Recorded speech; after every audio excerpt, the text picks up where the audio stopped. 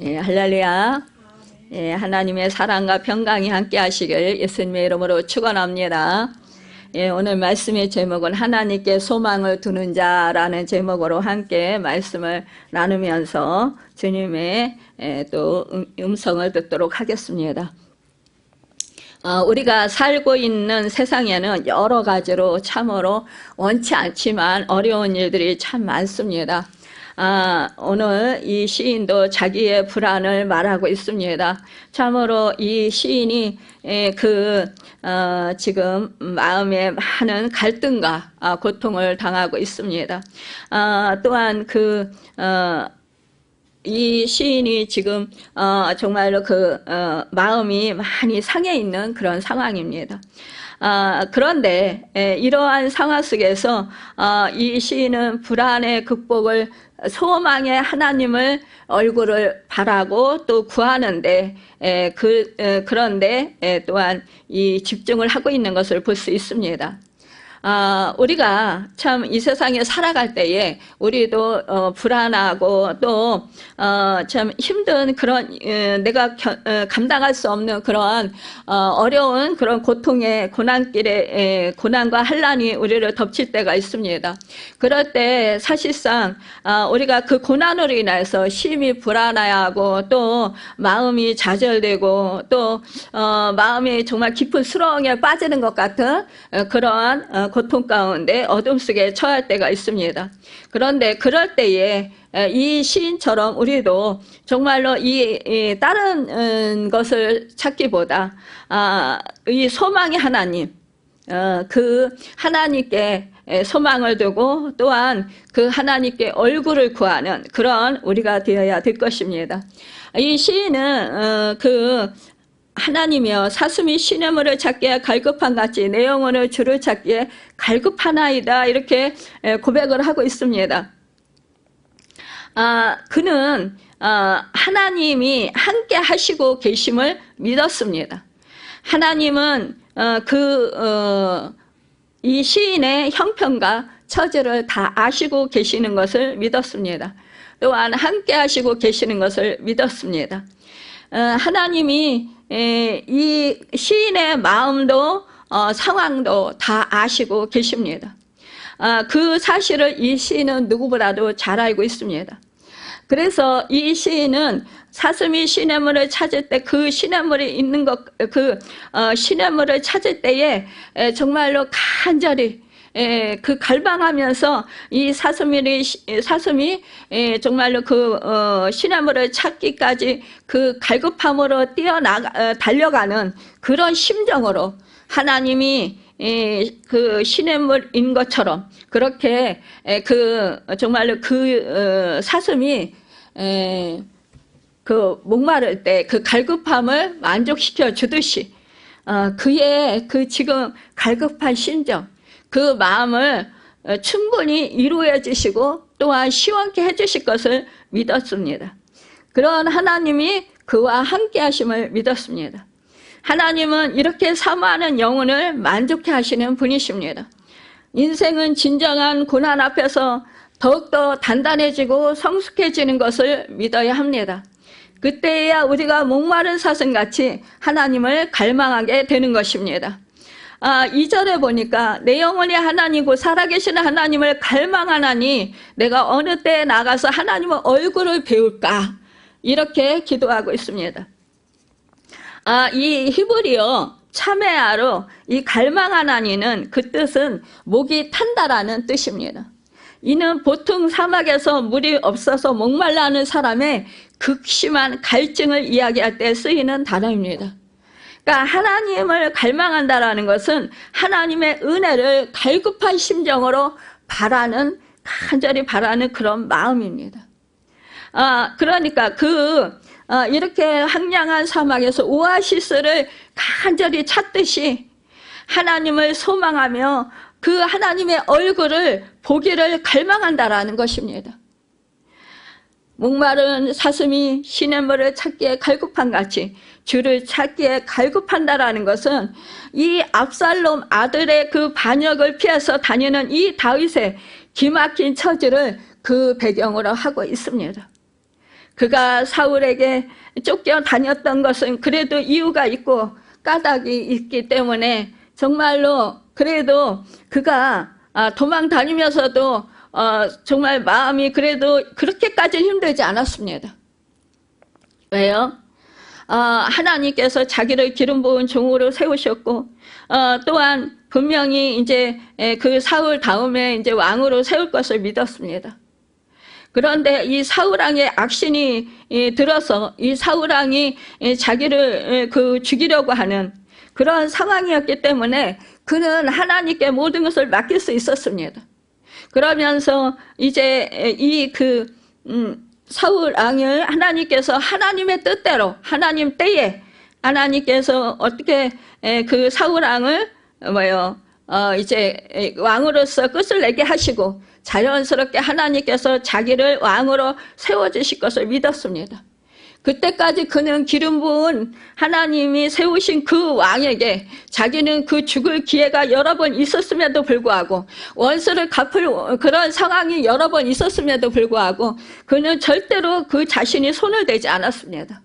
그를 원망하지도 않았습니다. 그를 미워하지도 않았습니다.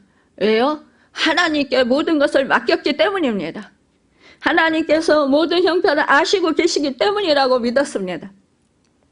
우리가 이렇게 다윗처럼 우리도 하나님의 섭리, 하나님의 인도하심, 하나님의 주권 이것을 인정하는 자는 그 모든 것을 하나님께 맡기고 자유롭고 편안하게 살아갈 수 있습니다. 그런데 지금 지금 상황은 너무나도 다른 상황입니다. 무엇이냐 하면은 지금은 이 다윗이 자기의 범죄로 인하여 아들인 압살롬에게까지 쫓겨다니는 것이라는 것입니다. 이것은 너무나 지금 다윗에게 큰 고통이 아닐 수 없습니다. 이때에 다윗이 할 수 있는 것은 오직 하나님 한 분만을 정말로 간절히 찾고 그 얼굴을 구하고 그의 도움을 구하는 것입니다. 하나님을 의지하는 것뿐인 것입니다. 그런데 지금 이 자기 자신도 지금 너무너무 지금 이 하나님을 갈망하는데 하나님을 만나기를 소망하는데 너무너무 이 환난이 이 고난이 너무너무 극심한 거예요. 그러니까 지금 자기 영혼도 낙심이 되는 거예요. 그러니까 자기 스스로 내 영혼아 너는 어찌하여 불안해하는고 내 속에서 너는 어찌하여 낙심하며 이렇게 내 속에서 불안하냐 너는 하나님께 소망을 둬라. 나는 그가 나타나 도우심으로 말미암아 내 하나님을 여전히 찬송하리로다. 하나님을 신뢰한다라는 것입니다. 지금 자기의 범죄로 인한 하나님께서 이 말씀하신 징계의 대가를 지금 받고 있는 것입니다. 이 다윗은요 자신의 영혼이 하나님을 찾아 헤매는 모습에 대해서 이렇게 삶의 시냇물을 찾기에 갈급함 같다고 하면서 또 다윗은 하나님을 생존하시는 하나님이라고 부르고 있습니다. 여러분 여기서 우리는 다윗의 자신의 영혼이 참 안식처인 하나님을 찾기 위해 무척 갈급해함을 볼 수 있습니다. 왜요? 이 다윗은 하나님만이 오직 유일한 구원이시며 소망이시라는 것을 알고 있습니다. 자기를 살리시고 자기를 이러한 상황 속에서 구원해 주실 분이 바로 하나님밖에 없다라는 사실을 그는 인식하고 또한 그가 알고 있기 때문에 그렇습니다. 하나님은 영원히 마르지 않는 생수이기 때문에 그의 갈급한 그 심령이 정말로 정말로 그 영혼의 그 갈증을 해결해 주실 수 있는 분은 바로 여호와 하나님뿐이라는 것을 알고 있기 때문에 그는 이렇게 갈급함으로 하나님을 찾습니다. 그 어떠한 것도 자기를 지금 이 압살롬의 이 지금 상황 압제 속에서 지금 구원해 줄 것은 아무것도 없습니다. 오직 살아계셔서 역사하시는 전능하신 하나님뿐이 그를 구원해 줄 수 없습니다. 우리는 이 제약된 세상 속에서 느끼는 갈증을 해소하기 위해서 이렇듯 다윗과 같이 사슴이 목말라 하듯이 갈급해하며 하나님을 찾아야 합니다. 두 번째로 마음이 상할 때 소망의 하나님을 바라보아야 합니다. 시인은 원수들의 조롱으로 인하여서 슬픔을 해결하기 위해서 하나님을 찾았습니다. 그들이 내 하나님이 어디 있느냐라고 할 때 그는 그 원인을 자기 반성의 기회로 삼고 회개하는 기회로 찾았습니다. 그래서 하나님을 찾았습니다. 나단 선지자를 통하여서 그가 그 밧세와 우리아의 아내 밧세와와 동침했을 때 그때 이 책망을 통해서 그때 이 다윗이 회개했습니다. 그런데 사무엘하 12장 10절에서 12절에 보면 이 나단의 책망이 나오는데 이제 내가 나를 없이 여기고 햇사람 우리아의 아내를 빼앗아 내 아내로 삼았은즉 칼이 내 집에서 영원토록 떠나지 아니하리라 하셨고 여호와께서 또 이와 같이 이르시기를 보라 내가 너와 내 집에 재앙을 일으키고 내가 내 눈앞에서 내 아내를 빼앗아 내 이웃에게 주리니 그 사람들이 내 아내들과 더불어 백주에 동침하리라. 너는 은밀히 행하였으나 나는 온 이스라엘 앞에서 백주에 이 일을 행하리라 하셨나이다. 이렇게 이 나단을 통해서 하나님께서 말씀해 주셨습니다. 다윗은요, 지금 이 일로 인하여서 결국은 하나님이 말씀하신 이 예언의 말씀이 그대로 지금 압살롬을 통해서 지금 이루어지고 있는 상황입니다. 첫째 아들 암논이 이제 그 다말 압살롬의 여동생 그 다말을 추행함으로 말미암아 결국 암논도 죽었습니다. 여러분 이 칼이 그 집에서 떠나지 아니할 것이라 이 예언이 이루어진 것입니다. 또한 지금 이 밧세바의 사이에서 난 아들이 죽었습니다. 여러분 또한 이 다윗이 남기고 간 후궁 10명과 압살롬이 동침합니다. 백주에 이러한 일들이 그대로 이루어진 것입니다. 지금 그러니까 이 다윗은 지금 마음이 상했지만 그러나 오직 살아계신 역사하시는 하나님, 그 하나님께 용서를 구하고 그 하나님으로부터 치유를 받아야 살 길이 열린다라는 것을 알고 있습니다. 다윗은 자신의 마음이 상하였다고 이야기합니다. 4절에 상하였다라는 것은 원뜻은 그릇 안에 들어있는 내용물이 다 쏟아졌다라는 말입니다.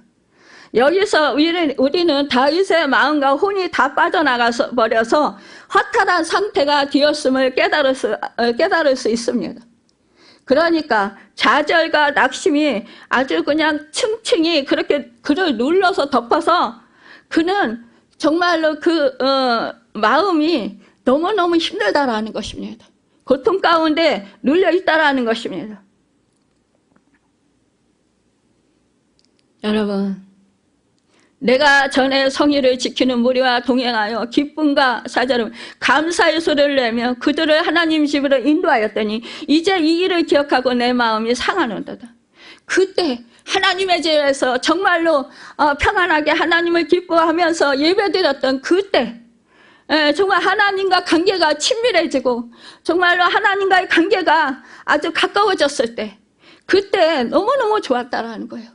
그러니까 다른 사람들을 하나님의 집으로 인도하고 전도하면서 그러면서 하나님께 참되게 예배드리면서 이렇게 살 때가 너무너무 기쁘고 너무너무 감사했다라는 거예요. 그런데 지금 이렇게 아들에게 쫓기는 이런 신세가 됐습니다. 나라 빼앗기기는 물론이거니와 지금 어떻게 됐습니까? 지금 완전히 자기가 목숨도 위태한 그런 상황에 지금 처해 있는 상황입니다. 그러니 얼마나 이 다윗이 진짜 그 마음이 무너졌겠어요.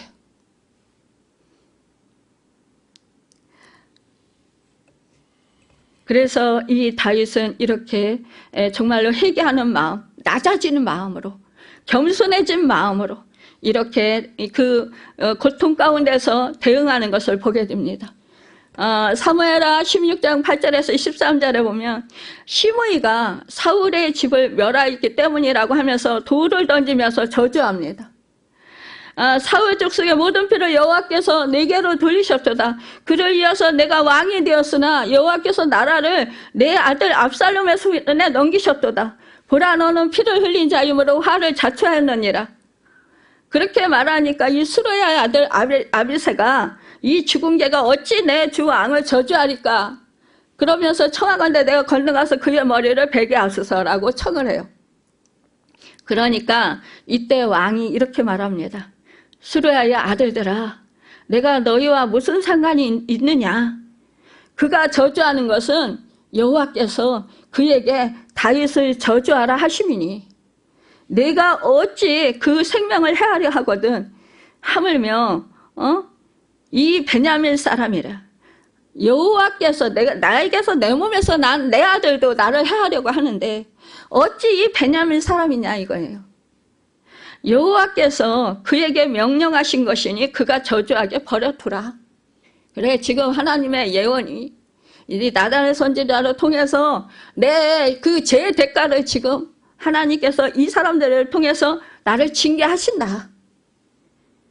그러니까 버려두라.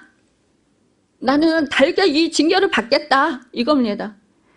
그러면 뭐예요? 혹시 여호와께서 나의 원통함을 감찰하시려니 그래, 내가 그래 달게 받겠습니다. 나의 죄의 대가를. 그렇지만 하나님께서 내가 이렇게 참고 인내하고 그들 불쌍히 여면서 관용하니까 나의 이런 아프고 상하고 정말 힘든 이 고통스러운 이 마음을 하나님께서 그 원통함을 감찰하신다라는 거예요. 그렇기 때문에 오늘 그 사람이 저주한 것 때문에 이 시므이가 저주한 것 때문에 여호와께서 선으로 내게 갚아주시라. 여러분, 우리는 이러한 누가 나를 막 비난하고 나를 욕할 때 우리는 억울한 것 같고 원통하고 막 속상하고 화가 나고 그냥 같이 막 따져주고 싶고 화내고 싶고 그런 마음이 있잖아요. 그것은 나의 마음입니다. 그런데 그래, 나도 그렇게 남의 마음을 나도 모르게 아프게 할 때가 있었어. 나도 내가 알고 죄은 죄도 많고 모르고 죄은 죄도 많아. 저 사람도 죄인이라 그렇고 저 사람도 알지 못하고 저렇게 하는 것일 수도 있고 깨닫지 못해서 저렇게 하는 수도 있어. 그러니까 하나님께 이 모든 사실을 맡기고 나는 그냥 용서하자. 그래, 내버려 두자. 여러분, 이런 마음을 갖기까지 사실상 내 마음이 낮아져야 됩니다. 내 마음이 비워져야 됩니다. 나도 죄인이라는 그런 마음이 있어야 됩니다. 나도 연약한 존재라는 그러한 생각이 내 안에 있어야 됩니다. 그리할 때 내가 낮아질 수 있는 마음이 들어갑니다. 내가 겸손해질 수 있는 마음이 들어갑니다. 나는 의롭고 나는 잘했고 나는 옳고 이러한 생각이라면 절대로 남을 용서할 수 없습니다. 남을 미워하지 않을 수 없습니다. 나에게 억울하게 하고 나를 원통하게 하는 그 사람을 원수 갚아주고 싶어하는 그런 마음이 더 강하게 부릿듯이 일어나갑니다. 나는 저 사람과 똑같이 해주는 것 그 이상으로 더 저 사람의 마음을 아프게 해주고 싶은 그런 마음이 생깁니다. 우리 인간은요 악독해요. 너나 나나 할 것 없이 여러분 기도를 많이 했어도 악독합니다. 죄인입니다. 다윗 보세요. 하나님께 정말로 얼마나 많은 축복을 받았습니까? 아버지 집에 그 양을 치는 그런 목동에 불과했던 이 사람이 하나님의 은혜로 여러분 블레셋의 그 군대 대장 골리앗을 물리치고 그리고 이 정말로 하나님께서 사울을 이어서 다윗을 왕으로 세워주셨습니다. 그럼에도 불구하고요 많은 전쟁에서 이기게 하셨고 승리하게 하셨습니다. 그러니까 하나님이 뭐라고 하십니까? 이 나단 선지자를 통해서 다윗에게 말합니다. 네가 더 좋은 것을 원했어도 내가 그것을 다 주리라.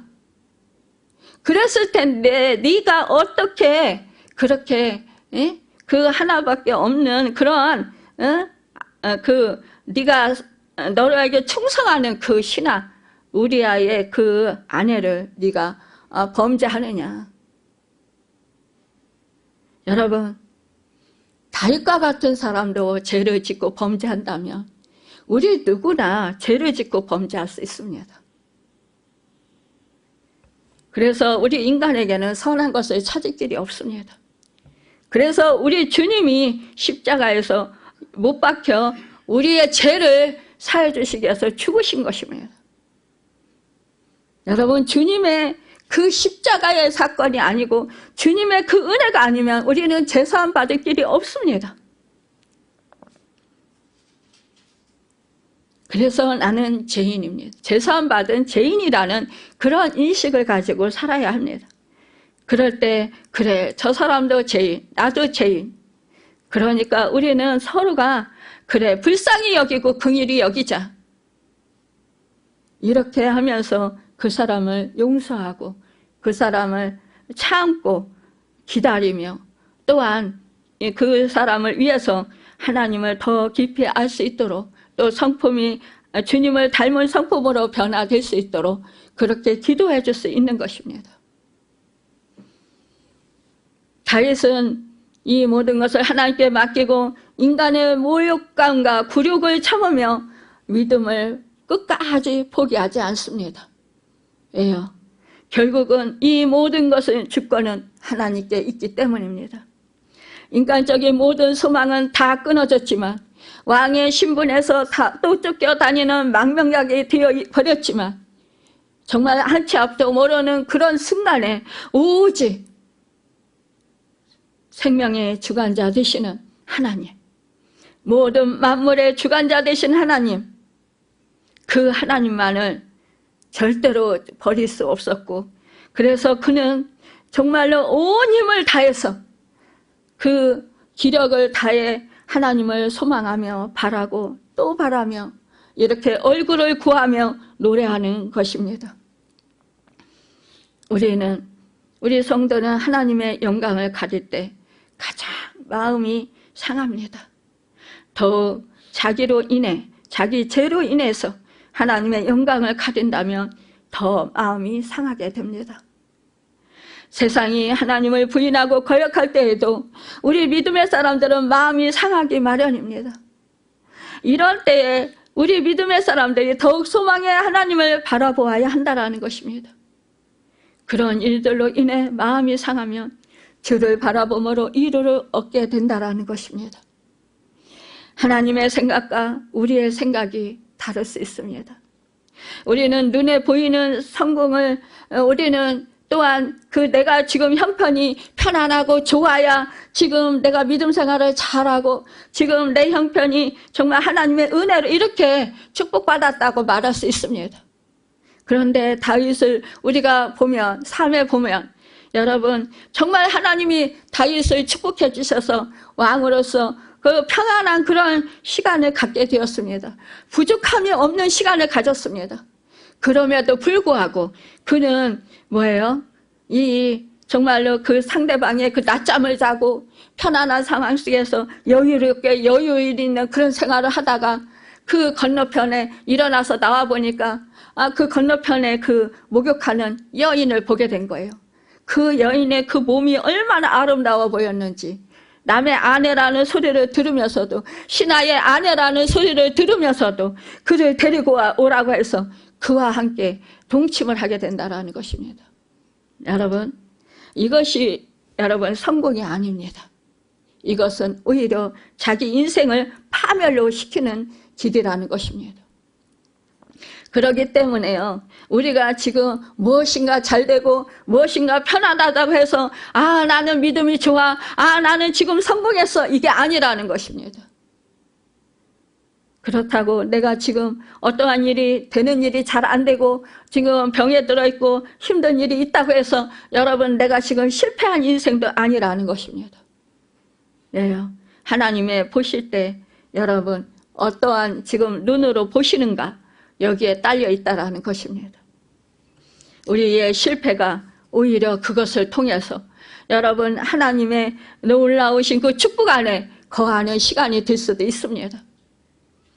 그것이 지금은 나에게 당장 힘들고 고통스럽고 지금 정말 견디기 힘든 그런 상황이라 할지라도 하나님은 나에게 향하신 그 선하신 뜻을 지금 이루시고 나로 하여금 하나님의 그런 뜻 안에서 정말 하나님 목적을 이루어가는데 정기하게 세워져가는 그런 시간일 수도 있다는 것입니다. 그래서 우리는 어떤 경우에라도 낙심하거나 슬퍼하지 말아야 합니다. 세 번째로 절망적일 때 주를 소망하며 바라봐야 합니다. 다윗은 내 영혼아 내가 어찌하여 낙심하며 어찌하여 내 속에서 불안해하는가. 너는 하나님께 소망을 두라. 그가 나타나 도우심으로 말미암아 내가 여전히 찬송하리로다 라고 선포합니다. 다윗은 불안과 절망적인 문제 해결을 위해서 하나님을 찾습니다. 이 세상에는 여러 가지 어려움이 많습니다. 마음 먹은 대로 일이 잘 되어지지 않습니다. 그럴 때 사람들은 낙심합니다. 여러분 낙심은 무슨 의미일까요? 바라던 일을 이루지 못하여서 맥이 빠지고 마음이 상하는 것을 말합니다. 때때로 우리에게 주어지는 시련과 고통은 자칫 우리를 절망의 그런 구렁텅이에 빠뜨리기 쉽습니다. 심한 고통과 좌절감이 우리를 자포자기하게 만들기도 합니다. 그때 우리가 모든 것을 포기하고 주저앉아 있으면 우리는 영원한 실패자가 되고 말 것입니다. 그때 우리가 할 일은 우리의 힘과 소망이 되시는 하나님을 얼굴을 구하고 바라는 것입니다. 인생을 승리하는 사람들은 어려울 때 낙심하지 않고 오히려 하나님을 소망하며 얼굴을 구하고 바라는 것입니다. 하나님을 믿고 바라보는 사람은요, 어려운 일이 있을수록 더 하나님을 더 깊이 바라보고 갈망하고 하나님께로 더 가까이 나아갑니다. 여러분, 그래서 낙심할 일이 있을수록 더 하나님을 찾으며 기억하고 또 하나님께 부르짖습니다. 여러분, 위대한 그러한 신앙의 인물들을 볼 때 우리는 한 가지 깨닫습니다. 고난은 믿음의 장애물이 아니라 발판이라는 것입니다. 하나님은 고난을 통해서 항상 우리를 더 높이시고 그릇을 키우십니다. 그러므로 여러분에게 어려움이 다가왔을 때 그 고난을 믿음의 도약기로 삼으시고 하나님을 의지하시길 바랍니다. 시편 91편 3절에 이는 저가 너를 내 새 사냥꾼의 올무에서와 극한 연병에서 건지실 것이미로다 라고 말씀합니다. 하나님께서 우리의 어려운 사정을 아십니다. 기도하면 하나님께서 기도를 들으시고 어려움에서 건져주십니다. 문제를 해결해 주십니다. 우리나라에 길선주 목사님이 계셨습니다. 길선주 목사님은 애국자이시고 부흥사이신 유명한 목사님이십니다. 이 독립선언문의 33인의 명단에 속해 있는 애국자이시기도 하십니다. 성경을 많이 읽으셔서 신구약 성경을 거의 읽다시피 한 그런 목사님이라고 합니다. 이런 그 유명한 목사님의 아들 길진경은 아주 방탕한 아들이었다고 합니다. 교회에서 이 소식을 알고 장로님들이 목사님께 간청을 했습니다. 목사님은 훌륭하시고 좋으신데 아들이 술을 마시고 다니니 교회에 덕이 안 됩니다. 아들이 계속 그런 짓을 하고 다니면 목사님께서 교회를 사면하여 주시길 바랍니다. 그것이 좋겠습니다. 이렇게 목사님 아들이기 때문에 전도의 길이 막히고 있습니다. 이렇게 이 목사님에게 말씀을 드린 거예요, 성도들이. 그러니까 이 길선주 목사님은 얼마나 마음이 아프셨겠어요. 성도들을 옳은 대로 인도해야 되는데 정말로 당신의 아들이 이렇게 그 성도들을 마음을 아프게 하고 전도의 길을 막고 이렇게 힘들게 하니 얼마나 정말 그 성도들 앞에서 면목이 없었겠어요. 그러니 이 기선조 목사님은 아들을 위해서 매일 밤 눈물을 뿌려가면서 그렇게 정말로 하나님께 그 정말 통곡의 기도를 드렸다고 합니다. 이렇게 목사님께서 아들을 위해서 통곡하며 정말 자기가 그 아들에게 그 잘못한 것, 또 하나님께 바로 서지 못한 것, 이런 것이 있다면 그 회개하면서 그러면서 그 하나님의 그 아들을 불쌍히 여겨주시고 긍휼히 여겨주시라고 간절히 기도한 지 30일째가 되는 날 밤이었다고 합니다. 아들 김지경은 그날도 술집에서 술을 마시고 취해서 그 자리에서 잠이 들었대요. 그런데 그 새벽 무렵에 김지경은 그 몹시 배가 아파서 잠에서 깨어났다고 합니다. 견딜 수 없이 아파서 그는 배를 움켜쥐고 막 그냥 집으로 돌아왔다고 그래요. 아이고 배야 막 이러면서 그렇게 막 죽는다고 막 그러면서 이렇게 집으로 돌아오니까 이 어머니가 아들을 방으로 인도해 눕혀놓고 병원으로 간 것이 아니라 이 교회에 있는 그 목사님에게 간 거예요. 목사님, 진경이가 지금 집에 돌아왔어요. 그런데요, 이 목사님 지금 배가 아파가지고 지금 다 죽어가요. 그러니까 빨리 집으로 가셔서 진경이를 위해서 기도해 주세요. 이러니까 이 아버지 기선주 목사님은 집으로 와서 배가 아파 뒹구는 아들 길진경의 배를 만지면서 기도했다라는 거예요. 하나님 아버지, 아들의 죄를 용서해 주옵소서. 새 사람이 되어 하나님의 영광에서 살게 하옵소서. 그리고는 하나님께 찬송을 불렀다고 합니다. 돌아와 마음이 고난이여 길이 참 어둡고 매우 험악하니 집을 나선 자여 어서와 돌아오라. 아들의 이렇게 찬양을 하나님께 찬송을 하나님께 드렸더니 아들의요 배가 아주 서서히 그 아픈 것이 나아지더니 결국은 나았다는 거예요. 하나님이 치료해 주셨다라는 것입니다. 그때 이 아들이 진경이도 자기 잘못을 회개하면서 눈물로 정말로 하나님께 그렇게 고백의 기도를 드렸다라는 거예요. 그 이후에 착실한 기독 신자가 되었습니다. 그리고 대학과 신학대학을 그렇게 마치고 목사가 되었다고 합니다. 그런데요, 이 길진경이 장로의 신학교의 학장까지 되었다고 합니다. 하나님께서 길선조 목사님의 기도를 들으시고 낙심할 만한 이 일을 해결해 주셨다라는 것입니다. 여러분, 우리는 하나님 안에서만이 소망이 있습니다. 포기할 그러한 사람은 한 사람도 없습니다. 여러분, 우리 주님은 한 생명을 천하보다 존귀하게 여기십니다. 그래서 그 한 생명을 위해서 이 땅 가운데 그 높은 보좌 버리시고 이 땅 가운데 인간의 몸을 입고 오셔서 그 한 영혼의 죗값을 치러주시기 위해서 그 모진 그런 고난을 당하시고 십자가에서 몸찢겨 그 죗값을 감당하시고 죽으셨던 것입니다. 여러분, 우리는 그 은혜를 받은 사람들입니다. 그렇기 때문에 하나님을 전폭적으로 우리는 신뢰할 수 있습니다. 그 하나님께 우리는 더욱더 가까이 얼굴을 구하며 나가야 합니다. 그래야 할 때만이 우리는 참 소망이 있고 그래야 할 때만이 우리의 인생이 역전의 인생이 될 수 있습니다. 6절에 보면 요단 땅과 헤르몬산 미살산에서 주를 기억하나이다 라고 말씀하고 있는데 이것은 사무엘하 17장 22절에서 아히도멜의 계략을 피하도록 역사하셨던 하나님의 섭리를 배경으로 하는 노래입니다. 아히도멜이 다윗을 죽이기 위한 모략을 베풀었을 때 많은 사람들이 옳게 여겼지만 이 압살롬은 후세의 모략을 듣고자 했습니다. 이 후세는 다윗이 아히도벨의 모략을 파하고자 의도적으로 예루살렘 성에 남게 한 사람입니다. 다윗의 사람이었습니다. 이 후세는 아히도벨의 모략에 옳지 못함을 주장하면서 군사를 모아서 대대적으로 다윗의 군대와 전면전을 벌이는 것을 제안했습니다. 왜요? 이 다윗의 일행이 이렇게 그 많은 사람들을 모을 때까지 시간이 걸리잖아요. 그러니까 그때까지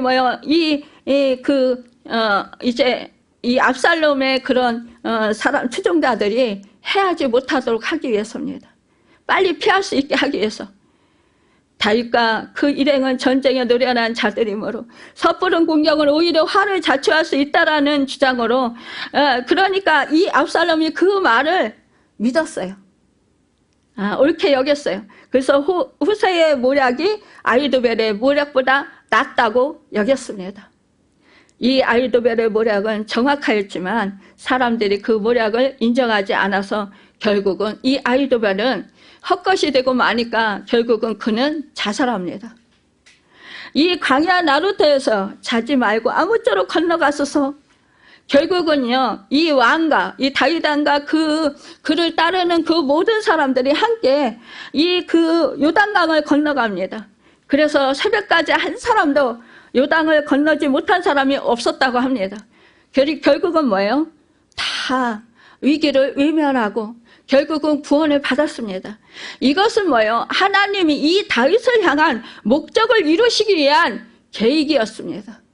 사람이 계획을 세우고 사람이 모든 것을 이렇게 주관하는 것 같지만, 그러나 그 배후에서 역사하시는 하나님이라는 것입니다. 여러분, 그렇기 때문에 우리는요, 그 역사하시는 하나님, 그 하나님께 우리는 여러분 초점을 맞춰야 된다라는 거예요. 내 생각과 내 마음을 온전히 하나님께로 향해야 된다라는 것입니다. 성도에게 때로는 과거의 은혜와 체험이 새로운 고난이나 역경에서 큰 힘이 된다라는 것을 이 말씀을 통해서 교훈을 주고 있는 것입니다. 우리가 당하는 불안을 극복하는 길은 하나님을 그래서 바라보는 데 있습니다. 내가 바라는 하나님은 어떤 하나님이신가를 바로 알 때에 우리는 새 힘을 얻게 됩니다. 첫째로 죽은 하나님이 아니라 생존하시는 하나님이라는 것을 믿어야 합니다. 6절에 보니까 다른 사람의 하나님도 되시지만 내 하나님이시라는 것을 믿어야 합니다. 나와 함께 하시는 하나님이라는 것을 믿어야 합니다. 9절에 보면 연약한 기초가 아니라 내 반석 되신 하나님이시라는 것입니다. 여러분, 반석과 같이 반석은 무너지지 않습니다. 여러분, 반석은 나를 보호하십니다. 그 하나님이 나와 함께 하시고 나를 보호하신다는 사실입니다. 12절에 보니까 나를 멸시하는 하나님이 아니시라 내 얼굴을 도우시는 하나님이시라는 것입니다. 나를 도우시고 나를 여러분 보호하시는 하나님, 여러분 나의 모든 필요를 아시고 공급하시는 하나님, 나에게 은혜를 베푸시는 하나님이십니다. 나를 살리시는 하나님이십니다. 네 번째로 기억하는 사람에게 힘을 주시는 하나님입니다. 하나님은 고난에 처하거나 식어버린 신앙인들에게 자주 하시는 말씀이 있습니다. 그것은 기억하라는 것입니다. 그러한 하나님의 말씀에 언제나 다윗은 순종합니다. 그래서 내가 기억하나이다 라고 고백하는 것입니다. 그 뜻은 뭐예요? 자기의 마음에 새기는 것을 말씀하고 있는 거예요.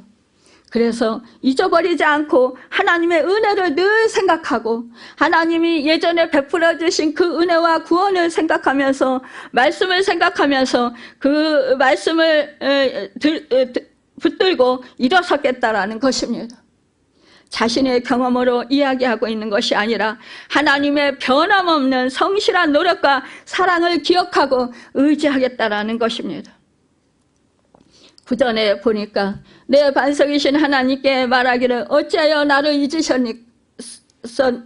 잊으셨나이까? 내가 어찌하여 원수의 압자로 말미암아 슬프게 다니나이까 하리로다 라고 말씀합니다. 하나님은 그를 잊으실 리 없지만은 우리가 믿음이 약할 때 그런 생각을 가지기 쉽습니다. 나를 잊어버린 것 같은, 하나님이 나를 돌보시지 않는 것 같은, 하나님이 나를 사랑하지 않는 것 같은, 하나님이 나를 떠나신 것 같은 그런 마음이 든다라는 것입니다. 여러분, 어려운 일이 있을 때, 깊은 수렁 같은 구렁텅이에 빠진 것 같은 느낌을 갖고 있을 때, 그럴 때 해결의 실마리가 보이지 않고 아무도 도와주지 않는다라는 생각이 들 때, 그때 여러분 정말로 하나님이 나를 버리셨나? 이런 생각을 하게 된다라는 거예요. 하나님을 향해 부르짖어도 하나님이 들으시는 것 같지 않은 것만 같습니다. 아무리 크게 외쳐도 내 목소리가 폭포와 파도 소리에 잠겨서 하나님의 귀에 전달리지 않는 것 같기도 합니다.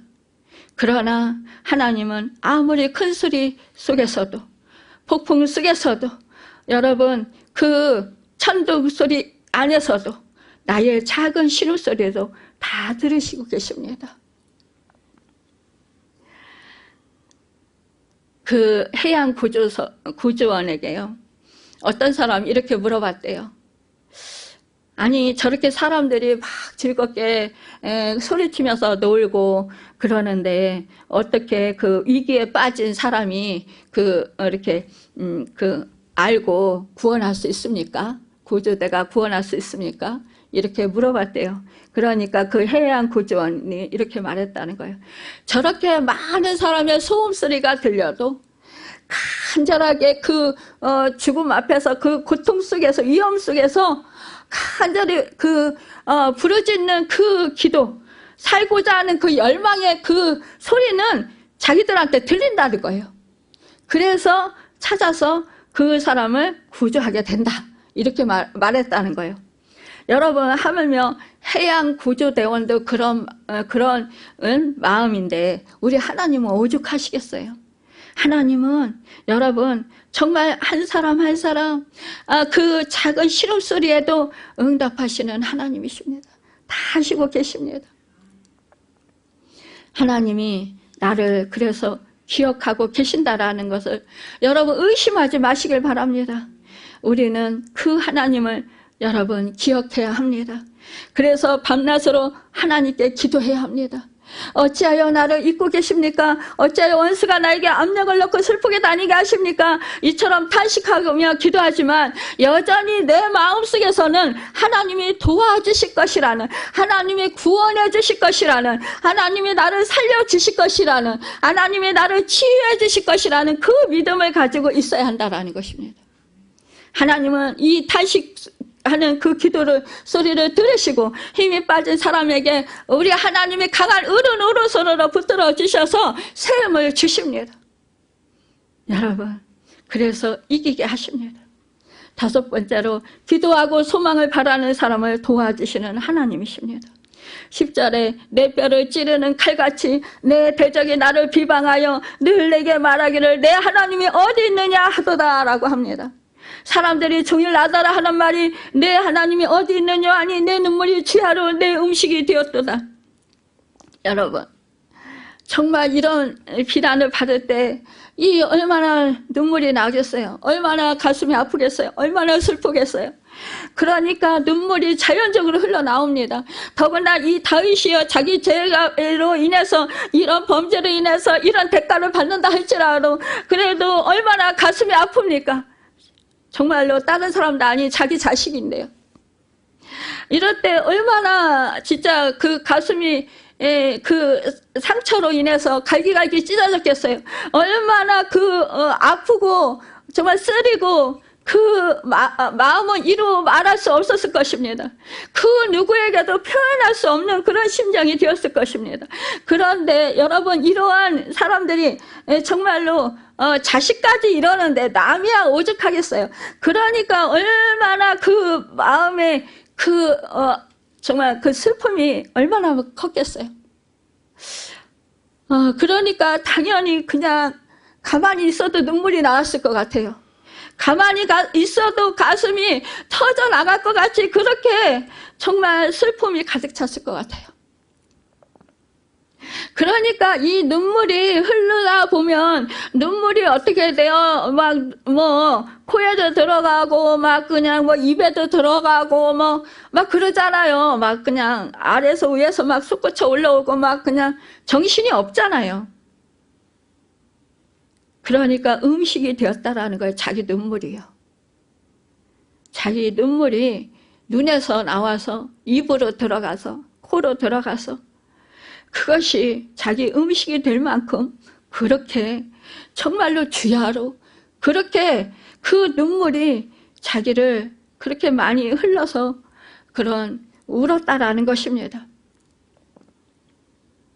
여러분, 우리가 믿음 생활하면서 믿음이 강한 사람들에게 믿음의 말만 들리면 얼마나 좋겠어요. 내 하나님이 정말 너에게 이런 복을 주셨구나. 내 하나님이 함께 하셔서 네가 이러한 힘든 상황에서도 네가 이렇게 견디고 이기는구나. 이러한 정말 격려해주는 그런 말을 들으면 얼마나 좋겠어요. 그런데 뭐라고 합니까? 내 하나님이 어디 있느냐 하며 하나님의 존재를 의심하는 소리를 합니다. 내가 답변할 수 없도록 교묘한 이론을 들어서 하나님의 존재를 부정하고 나의 믿음을 헛된 것으로 몰아갑니다. 그의 그런 말이 내 가슴을 찌르고 뼈를 찌르는 칼과도 같습니다. 내가 사랑하는 하나님, 나를 도우시는 하나님을 내 앞에서 비방하다니 내 심장을 도려내는 것 같은 그런 아픔과 그런 고통을 느낍니다. 거룩하고 영광스러운 하나님의 이름이 나 때문에 훼손된다니, 나 때문에 욕을 얻어먹는다다니, 내 살이 찢어지는 것 같은 아픔과 가슴이 미어지는 그 고통을 느끼면서 슬픔으로 아파합니다. 하지만 소망의 하나님을 바라보는 사람은 절대로 낙심하지 않습니다. 하나님을 바라보고 기도하는 사람은 하나님께서 함께 하심을 믿고 도와주심을 믿습니다. 사슴이 시냇물을 마신 뒤에는 다시 새 힘을 얻어 뛰는 것처럼 하나님의 은혜를 체험할 때 새 힘을 얻게 되는 것입니다. 특별히 8절에 기도의 응답을 받게 될 때 불안이 변화해서 찬송이 됩니다. 우리는 여러 가지 이유로 불안에 쌓인 정말로 성도들이 살아계신 하나님을 바라보므로 새 힘을 얻어 전진할 수 있기를 바랍니다. 믿음의 사람은 항상 기도로 문제를 해결하려고 합니다. 여러분, 다윗 역시 문제의 결국은 기도로 푸는 것인 것을 알고 있습니다. 목마른 사막의 나라에 애타게 시냇물을 찾는 사슴같이 여러분과 저도 갈급한 심령으로 하나님을 찾아 의지하며 기도하시길 바랍니다. 12절에 보니까 내 얼굴을 도우시는 하나님의 변함없는 사랑을 말하고 있습니다. 하나님을 찬양할 이유, 하나님께 정말로 찬양으로 영광 돌릴 이유, 바로 그분이 진정 우리를 사랑하시고 우리와 함께 하시고 우리를 도우시는 분이십니다. 또한 우리를 새롭게 하시는 분이십니다. 우리로 하여금 하나님께서 영광 받으시기 합당하도록 우리를 인도하시고 우리를 역전시키시는 하나님이시기 때문에 그렇습니다. 여러분, 오늘 이 말씀을 붙들고 이제 우리가 세상에 나가서 삶을 살아갈 때에 여러분, 하나님께 소망을 두고 하나님의 얼굴을 구하며 어떤 상황에서도 여러분, 이 다윗과 같이 기도하고 하나님을 찬양함으로 말미암아 하나님께서 결국은 다윗을 여러분 승리케 하시고 다윗으로 하여금 진정으로 다윗되게 하셨던 그 하나님이 우리로 하여금도 우리 자신이 정말 하나님 안에서 각자의 그런 하나님이 세우신 목적대로 세워지는 그런 축복된 사람들이 다 되시길 바랍니다. 그래서 하나님께서 기뻐하시는 정말로 그 하나님께서 우리에게 향하신 그 뜻이 아름답게 이루어지고 하나님께서 영광 받으시기 합당한 그런 축복의 주인공들로 하나님께서 기뻐하시는 하나님의 마음에 합한 축복의 사람들이 다 되시길 예수님의 이름으로 바라고 축원합니다. 기도하겠습니다.